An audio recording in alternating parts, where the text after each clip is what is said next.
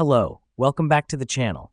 Today, we're diving straight into how to use teamwork.com for your marketing campaigns, the 2025 guide. Let's kick things off by setting up your campaign project. You'll want to log into your Teamwork account, navigate to the Projects tab, and click Add Project. Name it according to your campaign for easy reference.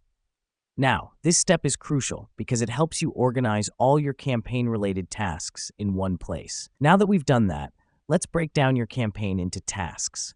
Click Add Task, write a brief description of the task, and assign it to a team member. This helps us because it clarifies what needs to be done and by whom, keeping everyone on the same page.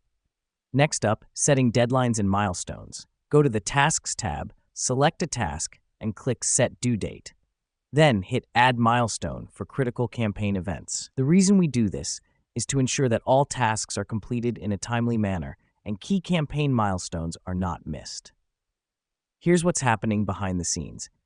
Teamwork.com automatically updates your project timeline as you add tasks and milestones, giving you a visual overview of your campaign's progress.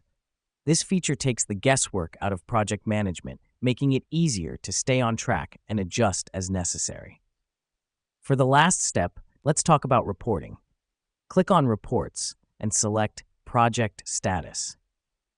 This will generate a report detailing the progress of your campaign. Let me explain why this matters. It gives you a clear picture of what's been accomplished, what's pending, and if there are any bottlenecks. And there you have it, a quick and effective way to use Teamwork.com for your marketing campaigns. Remember, this tool is all about making your life easier, helping you stay organized, and ensuring nothing slips through the cracks.